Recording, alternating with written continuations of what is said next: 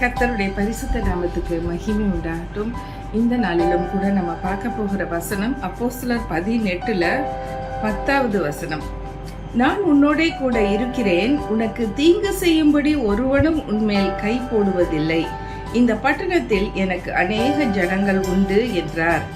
ஹல்லேலூயா. இது ஆண்டவராகிய இயேசு பவுல் அப்போஸ்தலன் கிட்ட சொல்ற ஒரு காரியம் பாருங்க, எவ்வளவு சந்தோஷமா இருக்கு.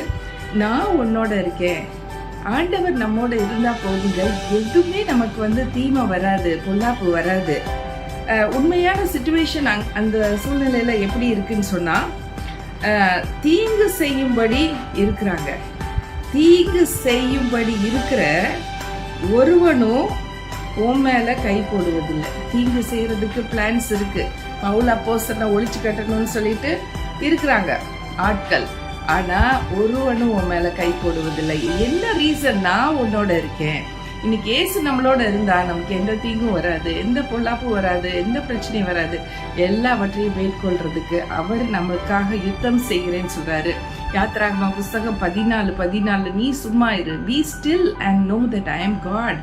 நான் காட், நான் கடவுள், நான் தெய்வம், நான் பார் உனக்கு என்ன செய்யறேன்னு. அவர் யுத்தம் செய்கிறவர்.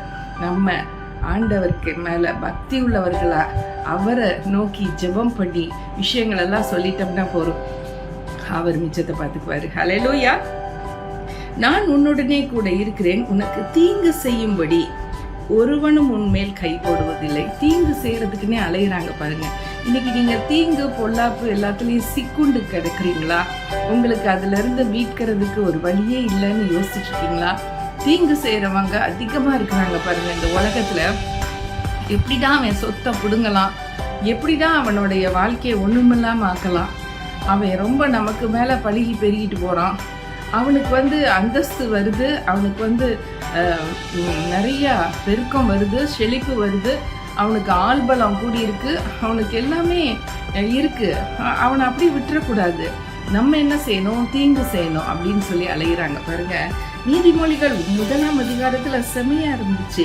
அந்த வசனத்தை நான் வாசிக்கும் போது எப்படியெல்லாம் தீமை செய்யணும்னு அலையிறாங்க, தீங்கு செய்யணும்ட்டு அலையிறாங்கன்னு சொல்லி நம்ம பார்க்கலாம். அவங்களோட எல்லாம் நீ சேராத அப்படின்னு ஆண்டவர் சொல்றத பார்க்கிறோம். நீதிமொழிகள் 1ஆம் அதிகாரம் வசனம் பாருங்க, 10ல இருந்து வாசிக்கிறேன். என் மகனே, பாவிகள் உனக்கு நயம் காட்டினாலும் நீ சம்மதியாதே. எங்களோட வா, ரத்தம் சிந்தும்படி நாம் பதிவிருந்து குற்றமற்ற இருக்கிறவர்களை முகாந்திரமின்றி பிடிக்கும்படி ஒளிந்திருப்போம். பாருங்க, நல்லவங்களை எப்படி கெடுக்கணும், எப்படி ஒண்ணுலாத ஆக்கணும்னு சொல்லிட்டு பிளான் போடுறாங்க பாருங்க. முகாந்திரமின்றி, அது அவங்களுக்கும் நமக்கும் எந்த ஒரு பிரச்சனையும் இல்லை, சண்டை சத்திரம் இல்லை. ஆனா அவங்க முன்னேறிட்டு போறாங்கல்ல, அதுதான் முகாந்திரமின்றி பிடிக்கும்படி ஒளிந்திருப்போம். பாதாளம் விழுங்குவது போல் நாம் அவர்களை உயிரோடு விழுங்குவோம். குழியில் இறங்குகிறவர்கள் விழுங்கப்படுவது போல அவர்களை முழுமையும் விழுங்குவோம். என்ன மாதிரி ஒரு பிளான், என்ன மாதிரி ஒரு வாழ்க்கை பாருங்க. எவ்வளவு தீமை செய்ய அலைகிறாங்க, ஓடுறாங்க பாருங்க. விலை உயர்ந்த சகலவித பொருட்களையும் கண்டடைவோம்.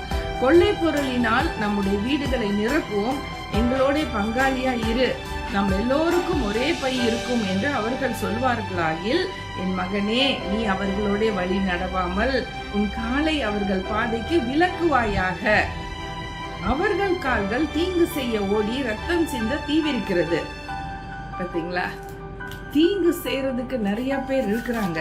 ஆனா ஆண்டவர் சொல்றாரு, அவங்க யாரும் உன்னை நெருங்க முடியாதபடி, அவங்க உனக்கு தீங்கு செய்ய முடியாதபடி நான் உன்னோட பாதுகாப்பா இருப்பேன். நான் உனக்கு ஷீல்ட் அண்ட் பக்லரா இருப்பேன். நான் உனக்கு கோட்டையும் அரணுமா இருப்பேன் அப்படின்னு ஆண்டவர் உத்தரவாதம் கொடுக்கிறாரு பவுல் அப்போஸ்தலனுக்கு. அந்த பர்டிகுலர் ஊர்ல ஆண்டவரை தேடி வர்றதுக்கு நிறைய பேர் இருக்கிறாங்கன்னு சொல்றாரு. அதனால நீ இந்த ஊருக்குள்ள தைரியமா போ, நான் உன்னோட இருக்கேன். நான் உன்னோட இருந்து செய்ய போற காரியங்கள் எப்படி இருக்கும்? பயங்கரமா இருக்க போகுது. அதனால நீ எதுவுமே கவலைப்படாத. உனக்கு தீங்கு செய்யும்படிக்கு இருக்கிறாங்க, ஆனா அவங்க எல்லாம் செய்ய முடியாதபடி நான் பார்த்துக்குவேன்.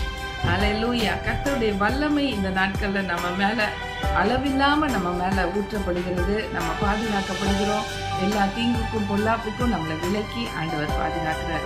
ஒரு லேடி அப்படிதான், பெரிய பணக்காரங்க ஒத்தையில வீட்டுல இருக்கும்போது இரவுல திருடர்கள் அவங்கள கொள்ளையடிக்கலான்னு ஐடியா போட்டப்ப ஆண்டவர் அக்கினி மதிலா இருந்து பாதுகாத்திருக்காரு. அந்த அக்கினி மதில்ங்கிறது அவங்க வீட்டையே மறைச்சு அவ்வளோ உயரத்துக்கு ஒரே அக்கினியா தெரிஞ்சிருக்கு. திருடங்க வந்து பாக்குறாங்க, இது என்னது அக்கினி நெருப்பா இருக்குது, அவங்க வீடு நெருப்பா இருக்குதுன்னு. அடுத்த நாள் காலையில அந்த அம்மாட்ட வந்து கேட்கும்போது, ஒவ்வொரு நாளும் ஆண்டவர் அக்கினி மதிலா இருங்கன்னு சொல்லி நான் ஜெபிக்கிறேன், அது நிமித்தம் என்னை பாதுகாக்கிறாருன்னு சொல்லியிருக்காங்க. இன்னைக்கு அக்கினி மதிலா இருந்து உங்களை பாதுகாப்பார், எல்லா தீங்குக்கும் எல்லா பொல்லாப்புக்கும் விலக்கி பாதுகாப்பார். நல்ல தகப்பனே, இந்த நேரத்தில் எங்களை ஆசீர்வதிக்கும்படி உண்மை மன்றாடுகிறோம் ராஜா. கர்த்தர் நினைத்தது தடைப்படாதப்பா.